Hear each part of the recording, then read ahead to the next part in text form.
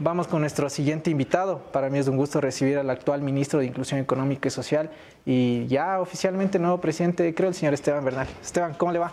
¿Cómo vamos? Qué gusto saludarle. Muchísimas gracias por venir. No sé si debo felicitarle o darle mi pésame por asumir, creo. No, ¿Cómo asumió? Felicitarme, ¿por qué va a sentirme mi pésame? ¿Cómo llegó con esta designación y sobre todo cómo asume usted este gran reto? Primero, gracias por la invitación. Yo creo que siempre es positivo el que podamos dialogar, generar varias opiniones alrededor de las divergencias, del contraste de ideas. Y hoy arrancar este programa, además, evaluando este gran reto que ha asumido por voluntad de una Asamblea Nacional del Movimiento. Creo que decidió dos cosas. Uno, transformarse de movimiento a partido político con las responsabilidades que esto conlleva. Y segundo, también crear una nueva directiva que sería quien preside ese partido político, y he tenido la suerte de contar con 54 votos de los 61 del voto electoral, del colegio electoral del movimiento, creo. Y así estamos asumiendo, Anderson. Esteban, ¿por qué demoró tanto su nombramiento? Porque yo en marzo, en marzo ya venía siguiendo este rastro y sabíamos que desde marzo usted iba a asumir. ¿Por qué demoró tanto la designación como presidente? Porque hay procedimientos, no es ningún otro tema, sino de procedimientos internos, porque se requiere toma de varias decisiones, como por ejemplo el hecho de determinar varios ajustes a la documentación, estatutos de régimen orgánico, lo relacionado con la declaración de principios, la base sólida del movimiento como tal, que requiere para enmarcarnos en un reglamento que procede a cambiar de movimientos, de estatus, de movimiento político a partido político. Ahora, uno de los perfiles, usted decía también que tienen estas nuevas autoridades rostros conocidos. Veía que como tercero o cuarto vocal está el ex secretario de Administración Pública, el señor Iván Correa. Sí, forma parte del movimiento. ¿Por qué no podría formar parte? Yo no digo que no pueda, digo, ¿qué tanta buena idea puede ser eso después de cómo dejó el gobierno? Mire, yo creo que este es un momento muy importante para el movimiento. Yo discrepo plenamente sobre su apreciación con respecto a esa expresión de decir cómo dejó el gobierno. El gobierno forma parte de una contribución mutua de varios actores. Se fue en medio de escándalos. Pero mire, son escándalos que nunca fueron aclarados. No, ni tampoco probados. Pero no los pidieron ustedes tampoco explicación. Lo que pasa es que estamos acostumbrados a una sociedad de la narrativa, una sociedad en la cual creamos una narrativa y esa la profundizamos. La ex asamblea, aquella asamblea vaga que no leía... Donde ustedes tenían también asambleístas. No, la última, yo no fui asambleísta ahí. ¿En la que recién salió, la de la muerte cruzada? Sí. No, pero digo, donde tenían asambleístas ustedes. Sí, pero las honrosas excepciones, créame, y lo he dicho varias ocasiones, gente que no leía. Yo he debatido con ellos y tuve la oportunidad de tener una gran asambleísta a mi lado como Ana Belén Cordero debatiendo, con quien entonces eran los interpeladores en un medio de comunicación nacional. En donde se les demostró que no leían. Lamentablemente, uno de los problemas graves que ha tenido la legislatura, y para entrar en el detalle de la pregunta suya inicial, es de que penosamente no leía y creaban narrativas confusas, perversas y mentirosas que terminaban generando ese tipo de percepción. Y las percepciones en la vida es como el sistema respiratorio. Todos tenemos uno, ¿no? Aquí hay 18 millones de percepciones, pero usted decía hace un momento, dejó el gobierno como lo dejó. Claro, nos ayudó a construir 500.000 nuevos empleos adecuados. Nos ayudó a disminuir la pobreza del 32% al 25%, la pobreza extrema del 14.7% al 9%. ¿Y dónde está ese país que usted menciona, Esteban? Perdón, con todo el respeto que usted se merece, pero miren, si fuera así no tendrían una aceptación como gobierno del 14%. A ver, es que el problema es que hacer lo correcto a veces no es popular. Yo le hago la pregunta a lo inverso, y esta es una grata entrevista. A ver, ¿y usted de dónde saca que no es? ¿Las de la percepción no lo demuestran también? De la percepción. La percepción de la gente es de esa. No, es que de las percepciones no se vive. No, yo le voy a decir con todo el cariño y vamos a hacer una valoración aquí ecuánime y sustancial por la gente, por los jóvenes que nos miran, por quienes están en este momento apreciando un grato debate periodístico de la libertad de expresión. Si usted le dice que lo saca de la percepción, le digo, esas hay 18.000. Los datos, INEC, CEPAL, ¿no? Fondo Mundial, Programa Mundial de Alimentos. Todos los organismos internacionales han avalado lo que nosotros hemos hecho. La caída del 7% de déficit al 1.5%. Quienes nos ven van a decir, ¿y yo eso con qué como? Claro, es la realidad de nuestro día a día. Si en tu hogar todos los meses tienes una pérdida de un 7% de tus ingresos, eso va aumentando la pobreza y va generando mayores conflictos en los hogares como tal. Este país que recibimos con 7.000 millones de dólares de déficit al año, hoy tiene 1.5. Hoy tiene 1.5. Un país que recibimos con 32% tiene 25% de pobreza. Y este dato le doy de aquella institución INEC, la misma que en el año 2022 este medio de comunicación y varios actores del país dijeron, mire, el propio INEC dicen que han caído en 163.000 empleos adecuados. ¿Recuerda usted la ola de Omicron, el incremento de la primera ocasión que subimos a 425? Esa misma institución es la que hoy nos dice que hemos creado 500.000 nuevos empleos. Entonces, cuando habíamos caído en 163.000 era una fuente adecuada. Hoy no. Entonces, como le digo, yo le doy datos, información, realidades. ¿Que se contrasta con las percepciones? Sí, porque cuando usted crea narrativas, lamentablemente ese contexto de la narrativa termina generando verdades no necesariamente absolutas. Si la narrativa no es necesariamente absoluta, y si es que el gobierno está bien, entonces el presidente de la República va a buscar la reelección en esta. Probablemente. Creo que a mí me toca, además me cumple la obligación como presidente del partido, creo, el exponerle esa necesidad, ese requerimiento que tenemos. ¿Usted cree que sí debe reelegirse? Para mí sí, deberíamos completar el periodo. Vea eso que se nos viene, siendo corresponsables con una realidad social, se viene un fenómeno del niño, algo que hemos venido preparándonos ya a través de todos los organismos, las instituciones que formamos parte de todo este proceso de asistencia, de protección, de primera acción que tenemos, por ejemplo, la Secretaría de Riesgos, el Ministerio de Inclusión Económica y Social. Esto lo digo como ciudadano, extráigame por un momentito de presidente del partido y de ministro. Yo este rato lo digo como ciudadano, pensar que venga un nuevo gobierno para 1 año, 2 meses, a que trate de evaluarse primero, hacer una reevaluación y luego venga campaña electoral. Esa es una motivación mía, ciudadana como tal. Y como militante y como ministro y conocedor de los esfuerzos que hemos hecho para que esto de aquí tome cuerpo por el país, para que se haya logrado. Créame que lo que le digo también son datos eficientes y eficaces. 225.000 millones de dólares de ventas netas, 13% por encima del año 2022, lo que quiere decir que la confianza y la economía se ha puesto a rodar. Una cosa es la narrativa de la política, otra cosa son las realidades, el crecimiento en empleo, la disminución de la pobreza, el haber logrado un acuerdo comercial con China, nada más que con China, en 10 meses, uno de los 4 países en América Latina que logra este acuerdo.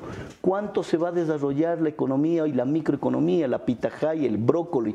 Todo eso son realidades que hemos logrado construir. Yo, personalmente, como ciudadano, quiero que el presidente vuelva a postularse para que logremos concluir este proceso que nos falta. ¿Y cuándo van a tener una respuesta concreta de decir el presidente va a la reelección? Bueno, los tiempos corren. Según el CNE, en el primer borrador, entiendo que hoy hacen una reevaluación. ¿No? En el primer borrador tendríamos del 31 de mayo como tiempo máximo para poder hacer primarias como tal. El presidente tendrá ese periodo de tiempo, salvo que el CNE genere una flexibilidad adicional y podamos tener una mayor alternativa. Entonces usted confirma que Creo va a tener su candidato en estas elecciones. Nosotros vamos a participar en las 35 jurisdicciones legislativas. Y eso es fundamental para nosotros y es obvio que tendrá un candidato presidencial. Para nosotros, ¿descarta entonces, descarta una posible alianza para apoyar la candidatura de Villavicencio? Bueno, nada está descartado. Frente a esta expectativa, uno de los lineamientos que tenemos como partido y tenemos como presidente de la República, que es nuestro líder nato, es que generemos la intencionalidad de construir un frente único. Este frente que puede estar liderado por otros actores. Pero por ejemplo, ¿qué otros actores? No, el que me acaba de decir, yo valoro mucho la presencia de Fernando Villavicencio. Ha sido un luchador incansable contra la corrupción, ha sido un personaje valioso dentro de la perspectiva política, no así muchos de aquellos que quieren volver y que lamentablemente quieren volver a tomarse ¿Están en buena relación con Villavicencio ustedes? Yo lo aprecio en lo personal, no hay una relación política, es indudable, él ha tenido expresiones inclusive duras para con nosotros, pero respetables, porque en el marco de la democracia siempre es positivo ser receptivo inclusive de las críticas. En cuanto a la representación que vayan a tener a la Asamblea, ¿cree que van a volver a repetir el número que va a ser superior de asambleístas? Yo le firmo y le doy aquí por sentado, y el día que estemos conversando y me preciaré para venir a decirle me he equivocado o en su defecto lo acertado. vamos a tener una representación muy superior a la que tuvimos. Más de 12. Ojo, más de 12, pero por supuesto, mucho más de 12. Recuerde cuando yo fui legislador, ¿no? Ya. Tuvimos 36 legisladores y no habíamos ganado la presidencia. Aquí hubo Pero el escenario errores es distinto. políticos. Todos los escenarios electorales son distintos, pero téngalo por seguro que de acuerdo a los preliminares nombres que hemos analizado, ayer me quedé hasta horas de la madrugada evaluando con el ministro de Gobierno, con el consejero político, el presidente, evaluando todas las 35 jurisdicciones, porque recuerde que son 24 provincias, tres jurisdicciones. Y en ese sentido, en las evaluaciones que estuvo haciendo durante la madrugada, ¿van a repetir los cuadros que estuvieron ya en esta asamblea? No todos. No todos. ¿Quiénes, por ejemplo? No, es todavía un poco prematuro darle los datos porque genera susceptibilidades internas también. Pero hay gente muy valiosa, Permítame que ir hacia ese hacerlo, punto. por ejemplo. Por ejemplo, ¿quién? Vea, por ejemplo, Ana Belén Cordero es una de las mejores legisladoras que ha tenido este país. De las mejoras, y lo digo a viva voz, así como fue su pariente y una buena amiga mía, Lourdes Cuesta, que usted recordará sus ejecutorias actual legislativas. gerenta de CNT. De ese nivel de legisladores debemos tener, pero Ana Belén sabrá tomar una decisión, no sé si eventualmente quiera volver de nuevo al ruedo en términos legislativos, pero sería un honor contar con ella. Algo que se les criticaba a ustedes es la formación política casi nula que han tenido. ¿Tienen cuadros jóvenes, nuevos en el movimiento? Mire, ahí tenemos varios jóvenes que están en este momento interactuando. De hecho, por ejemplo, la nueva presidenta del movimiento en Pastaza, o del partido en Pastaza, una dislexia todavía por los tiempos, es Araceli Paguay, una joven brillante que está ahí promoviendo la actividad política. Laritza Párraga en los Estados Unidos, que es la nueva presidenta de ahí. Tenemos a nuestra concejala cuencana, Jenny Bermeo, que también forma parte de estos nuevos cuadros que obviamente hemos participado. El otro día, aquí con su colega Anderson, me decía, qué mal que les fue en las elecciones. Yo más bien aprovecho para agradecer toda la participación cívica que tuvo Guido Chiriboga dentro de este proceso, que también enfrentó ante las circunstancias electorales a las que nos sometíamos, y aún así obtuvimos 25 alcaldes. ¿No? Pero de jurisdicciones pequeñas. Exacto. A ver, no son menos importantes, pero vamos a analizar electoralmente. Yo le invito conjuntamente para que la ciudadanía nos dé la razón o nos contraríe. En Esmeraldas, una jurisdicción sumamente importante en términos electorales y de números electorales, Frickson Erazo quedó a 1.300 votos del actual alcalde. Y le dieron la gobernación. Pero por supuesto que de malo ahí existe en eso. No digo, en Cotopaxi, no ganó, pero le dieron. Y ya le va a dar otro gobernador también. En Cotopaxi, Taria Vázquez, una brillante lideresa de Cotopaxi, en donde una provincia donde que emerge la explosión social, liderada por el dirigente Isa, normalmente en contra de nuestro gobierno y de la estabilidad del país. Ahí quedó a un 1.3, si mal no recuerdo, de Lourdes Tibán. Vea usted, una joven, una lideresa nueva que es la gobernadora de la provincia de Cotopaxi. Pero igualmente fue una derrota. En Cuenca, o dice que mi ciudad, la de Cuenca, es una ciudad pequeñita. En Cuenca, ¿no? Con 18.3% ganó el alcalde. Todos los demás que quedaron en segundo lugar, con 17%, promedio todos. Pedro Palacios fue presidente de Creo cantonal hace algunos años atrás. Adrián Castro, que fue director de la Agencia Nacional de Tránsito de este gobierno. Claro. Y Paul Carrasco, nuestro candidato, también gobernador. Entonces, mire usted, tampoco es que hay que hacer un tema de absolutismos en la valoración de nuestras elecciones en la última campaña. 25 alcaldes, no es poca cosa. Y en ese sentido, permítame consultarle esto. Yo le decía esto al ex asambleísta Jorge Pinto la semana pasada. Les decía, ¿con qué cara ustedes van a pedirle un voto a la gente después de el panorama actual que tiene el gobierno? Con este rostro de ética como también la tiene el presidente de la República, con el rostro de haber logrado todos sus indicadores que le acabo de mencionar, con el rostro de haber logrado contrastar la corrupción, y lo digo con mucha franqueza. Aquí se acusó al presidente Lasso de un acto, entre comillas, de omisión de peculado, de un contrato del 2018. Y si quieren lo evaluamos, porque ha sido el escándalo más grande, para ponerlo en esos términos. Acusado el presidente Lasso, queridos amigos, de un contrato firmado en el 2018, 3 años antes de haber sido presidente. Vuelto a firmar nuevamente, renovado en el 2020, un año antes de ser presidente. Luego se hace una renegociación, que no es lo mismo, ¿no? Y no por voluntad del presidente, pues. Se hace una renegociación por disposición de la Contraloría General del Estado. Disposición que además le permite en ese proceso de renegociación generar una utilidad de 180 millones de dólares. Muy contraria a la pérdida de 50 millones del año anterior, inmediatamente anterior.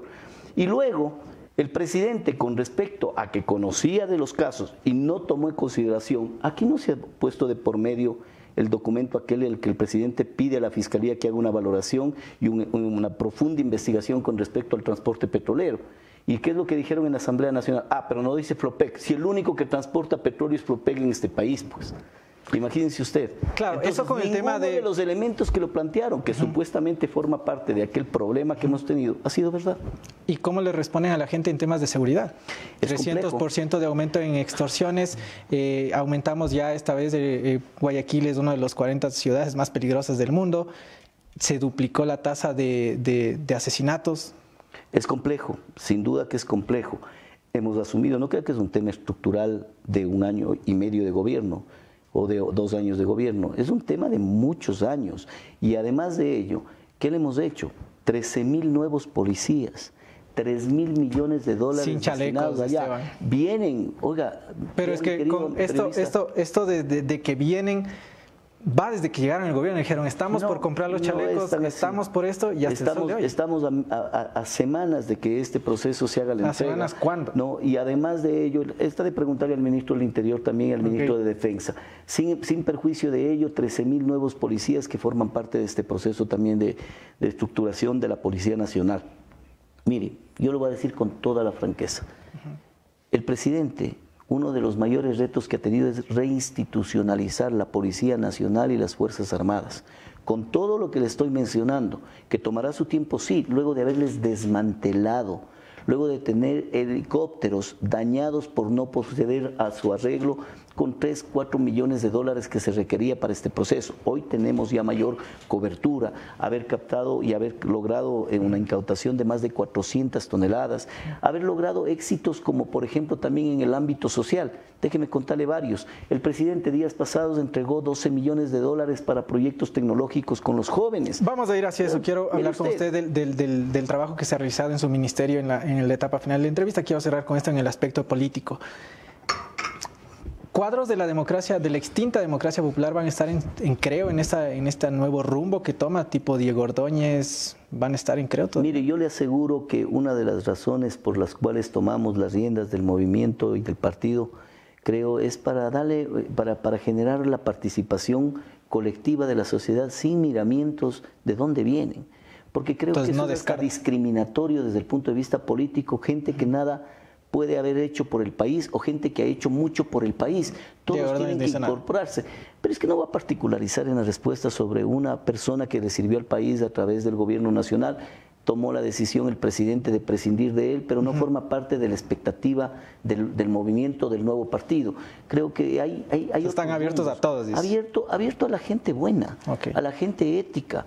Mire usted me ha criticado por la participación, en buen romance de la libertad de expresión y vale la pena para responderle, de la participación de un buen amigo a quien aprecio mucho, que es Iván Correa, ¿no? Y que es un tema que está ahí, en el proceso de valoración, de evaluación, pero que nada más que ha llegado a eso. A mí critíqueme de tenerle a un Jorge Glass, pues, formando parte de un partido político. Bueno, tuvieron a Hernán Luque. Una persona del partido, perdón, estuvieron en su gobierno. 2. Y claro, pues formó parte de un hombre de confianza. ¿Acaso podemos nosotros tener el control de todas las personas cuando uno de estas personas se vuelve delincuente? Pero era hombre de confianza del presidente, Esteban. Sí, por supuesto. Como yo soy una persona de confianza. Un día le dijo que era torpe y después se ha sido corrupto.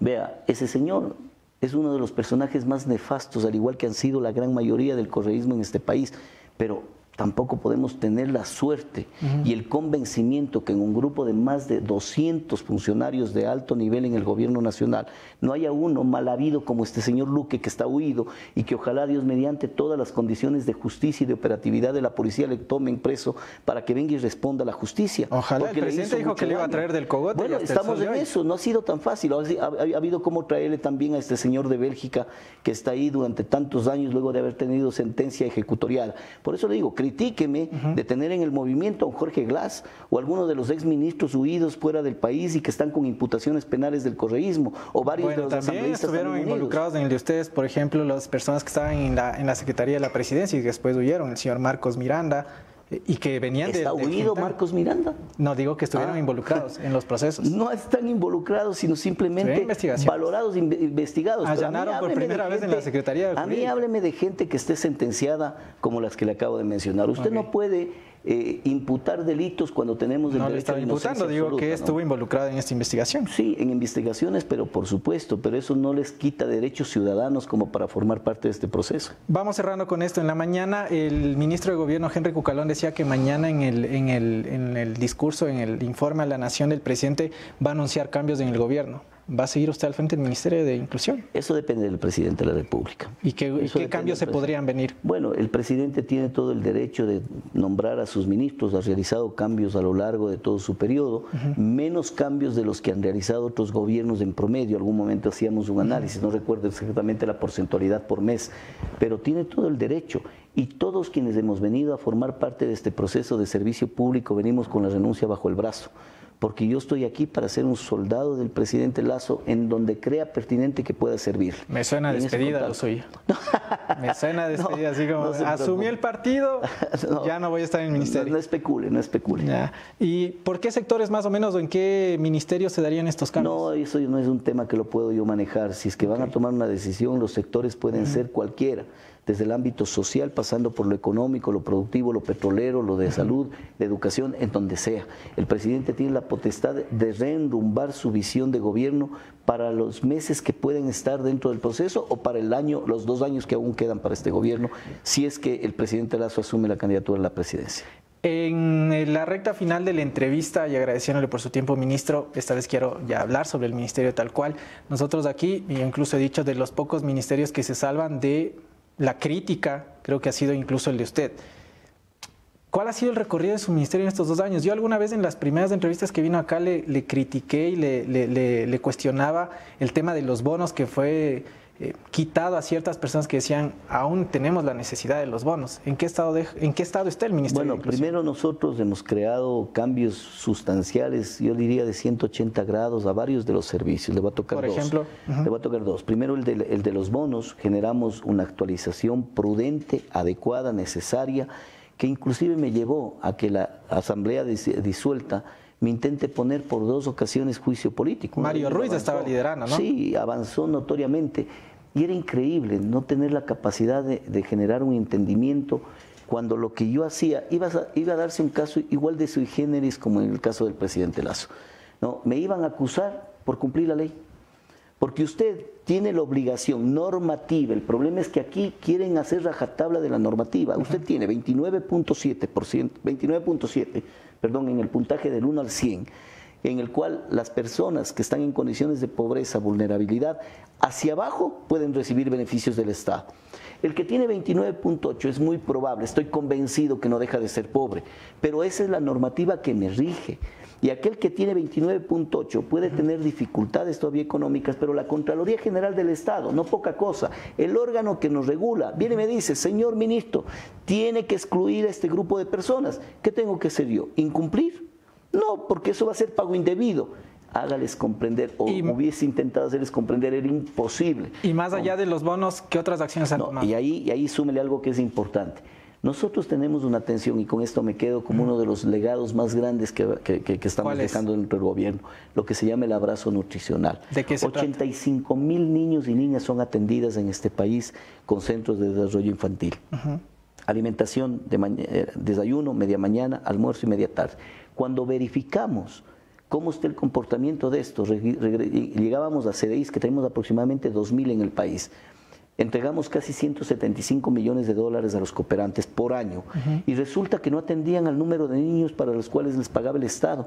¿Por qué? Porque registraban la asistencia de ellos a 15 días caídos. Es decir, señores ministerios, hace 15 días yo atendía a Juan, Pedro, María y Luis. ¿Quién verificaba eso? Y luego un día que visité en la ciudad de Guayaquil, en un CDI, lamentablemente encontré en donde estaban 16 niños de los 36 que debían haber estado. Para los 20 había 1000 excusas. Lo más grave de eso era que tenían anotado la asistencia de jueves y viernes. ¿Qué es lo que nos ha hecho? Instalamos un sistema automatizado. de registro de asistencia biométrico y georreferenciado. Déjeme solo mostrarle a los ciudadanos. Este es un aparatito que lo encuentran en cualquier tienda de la esquina. Y un ministerio que entrega 180 millones de dólares a cooperantes no lo tenían y reportaban por Excel, ¿no? A mano. Hoy, con un esfuerzo pequeñito de administración directa, ni contratando consultoría, le dejamos una instalación informática eficiente que controle, no ahorrar al Estado, sino que se invierta bien y 85.000 niños sean atendidos realmente. Ministro, muchísimas gracias. A En usted. el caso de que el presidente de la República diga, ¿saben qué? No soy un cuadro para ir a la reelección. ¿Qué otros perfiles se analizan? ¿Se analiza el suyo? No, yo creo que en este momento la prioridad número 1 es el presidente de la República. Mientras el presidente no descarte aquello, no existe probabilidad alguna de analizar ningún otro nombre. ¿Esteban Bernal tiene aspiraciones presidenciales? No, ¿En en el este momento futuro? estoy sirviéndole al país. Ok, estaremos pendientes entonces. Muchas Ministro, gracias. siempre es un gusto a usted. conversar. Muchísimas Para mí es un gracias. honor. Gracias. Pudieron ustedes escuchar al ministro de Inclusión Económica y Social, Esteban Bernal, y actual presidente del partido ya de Creo, de cara a las elecciones por la muerte cruzada. Tenemos grabado, ahí quedamos, ministro, de que yo digo que no van a conseguir más de 5 asambleístas, el ministro dice que van a superar. Vamos a ver entonces, vamos a ver. Y apostamos un buen café. Está bien. Muchísimas gracias al ministro. Pudieron ustedes escuchar las declaraciones de Esteban Bernal.